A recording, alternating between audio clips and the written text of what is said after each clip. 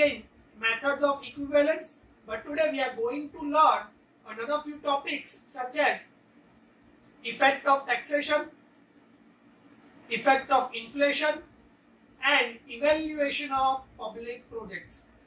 Alright, so after the completion of evaluation of alternatives, we are going to learn three topics. So now, let us start with our second method, that is future worth comparison. So, in this method, the future worth of each component of the cash flow is determined, and the algebraic sum of all the future worth becomes the basis of comparison. Also, there is no discounting of any cash flow as we have done in the present worth method. This method is useful when the owner wants to sell or liquidate all his investment at some future date and wants an estimate of the amount at that point of time. In everyday life, this method is very useful in planning retirement. So that is about future worth method. Now let us talk about annual worth comparison. This method is very simple and easy to understand, and hence it is the most widely used method. In this method, all the receipts and disbursement are converted into annual cost series. Annual cost is the cost pattern in which all the cash flow diagram is converted into equal annual payment, and then the basis of that the comparisons are made.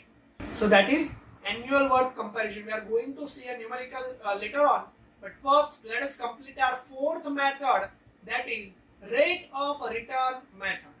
The rate of return is regarded as the index of profitability which can be used for evaluating the alternatives. There are three rate of returns which we need to understand: minimum attractive rate of return, internal rate of return, incremental rate of return. Let us begin with minimum attractive rate of return.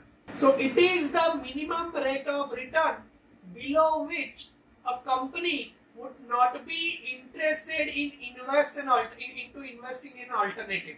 It depends on competition of market, competition in the market, cost capital, conditions of the market, etc. See, students, what minimum attractive rate of return is trying to say here, that a company as an investor, if minimum rate of return is this, then and only then I would invest in that alternative. Alright? So MARR. Next is internal rate of return. It is defined as the rate of interest at which it produces the net present worth of the cash flow at zero. It represents the rate of interest on unrecovered amount and the recovered on and recovered amount reduced to zero.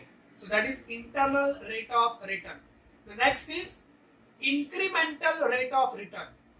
So if an alternative yields the higher investment than the other alternative, then it is obvious that the extra amount which we invest from the other alternative yields the higher investment. So that is known as incremental rate of return.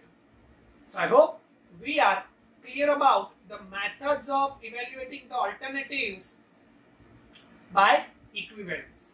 Now let us see a numerical. So the example says that for two projects X and Y, the cash flow data are given. Determine which project is better. Use the following method: net present method, annual worth method.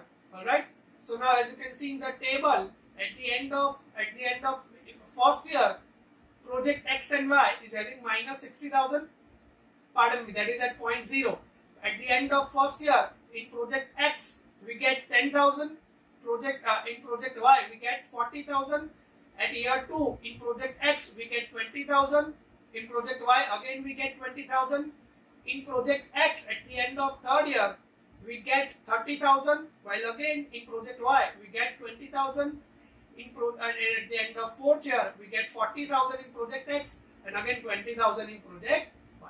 So this is the cash flow diagram given to us. we need to evaluate this cash flow diagram, these alternatives, net present method, annual worth method.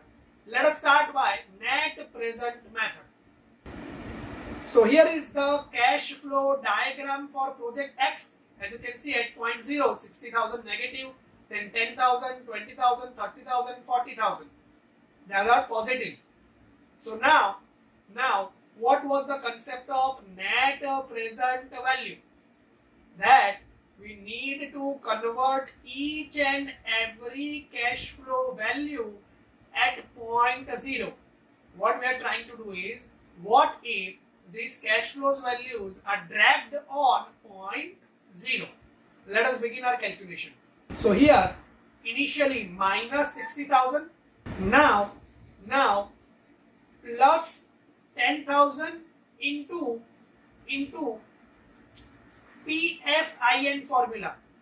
10,000 was a future value. I need to convert that into present value. So PFIN formula.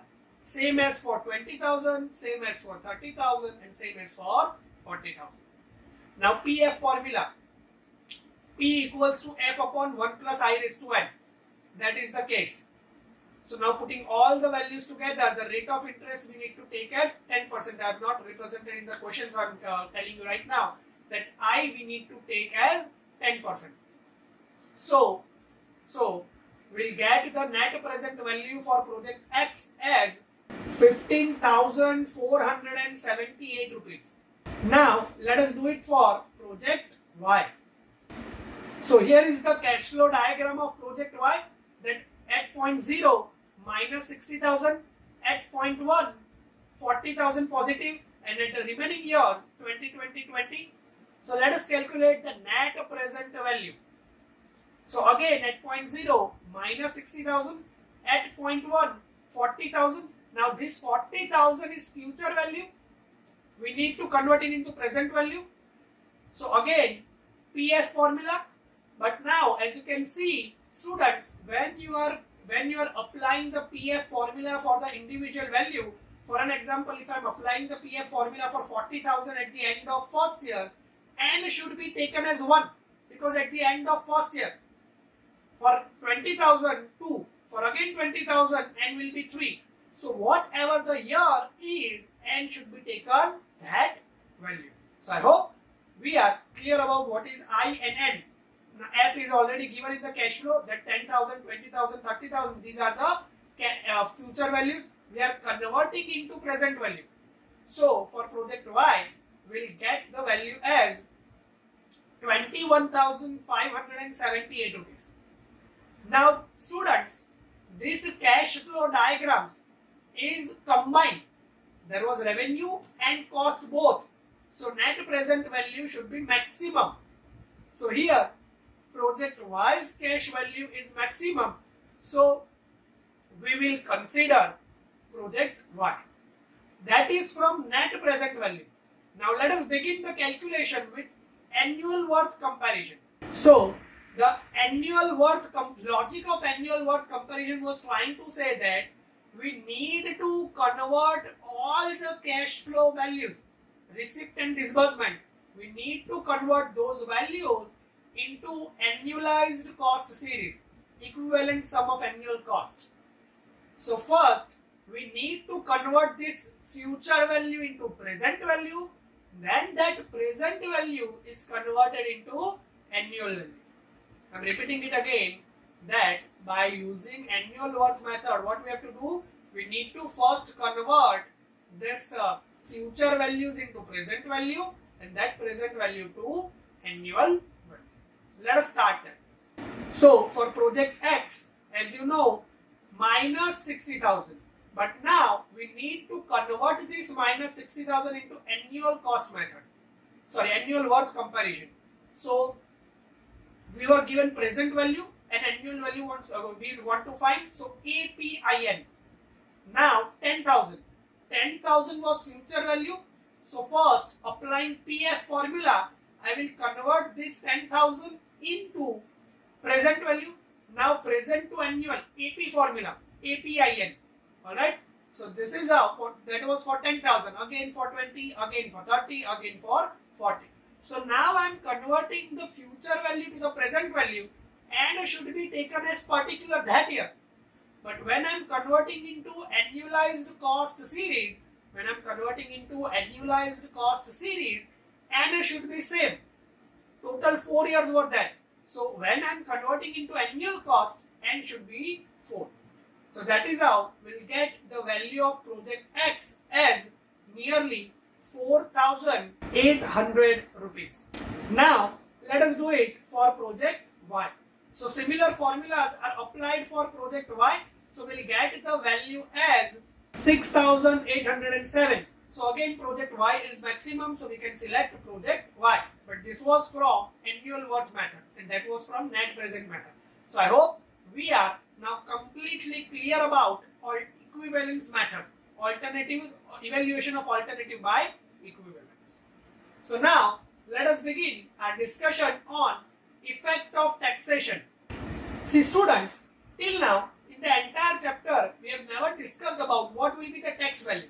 But now it is essential to discuss about the taxes imposed on the businesses, that is based on their annual income. The tax are imposed on the businesses based on their annual gross income. Alright?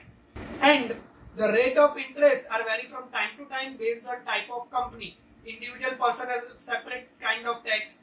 A private company have the separate kind of tax. A public company has a separate kind of tax. So based on time to time and with the type of company it is changing. So to understand this effect of taxation, let us consider an example. Consider two companies A and B whose gross earning are 150 lakhs. Same earnings, 150 lakhs. Now, admissible expenses. Admissible expenses are those expenses which are deducted from the earnings on which the tax is not imposed. So for company A, it is 75 lakhs and for company B, it is 50 lakhs. So now original was 150 lakhs, now 75 lakhs A and 75 lakhs B. So profit before tax, 1 minus 2, serial number 1 minus 2 is profit before tax. Now fourth is 40% tax.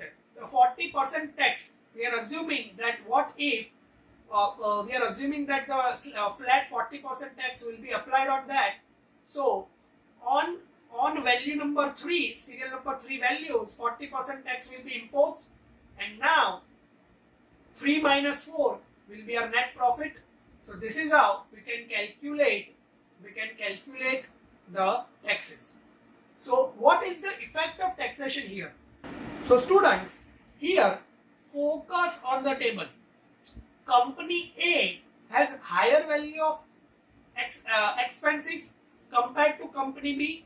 So higher the expenses, lower the tax value.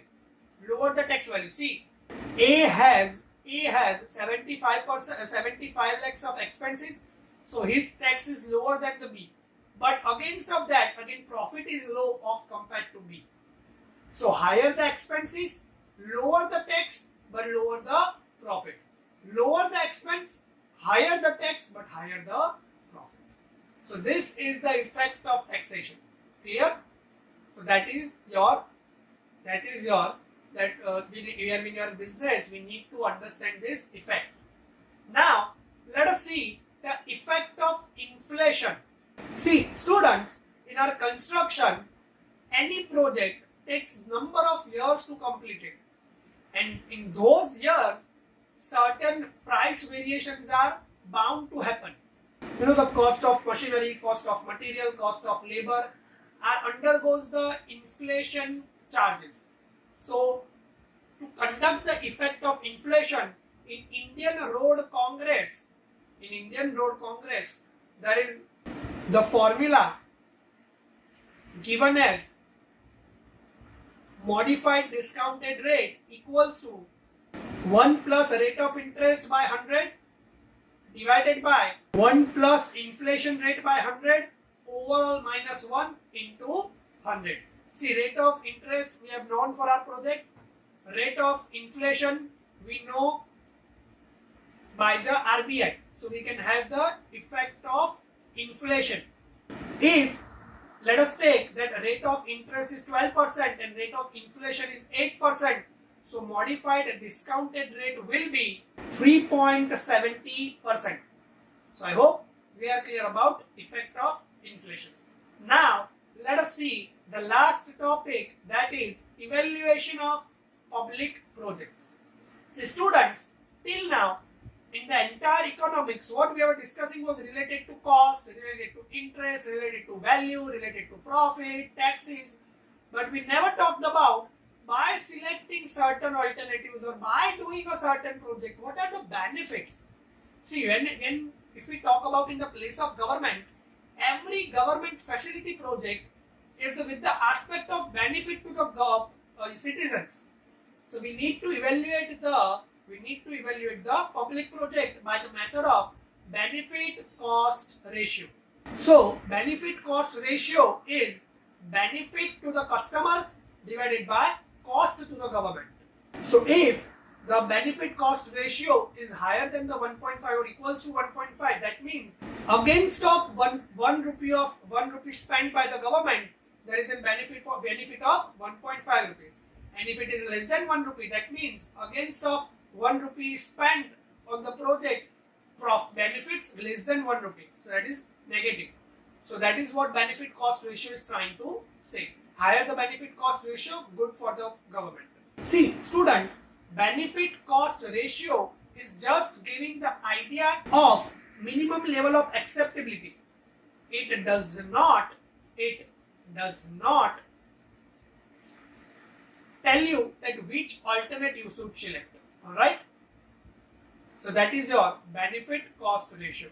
Here are few of the criteria for evaluation of alternative based on benefit cost ratio. So I hope we are clear about entire construction economics.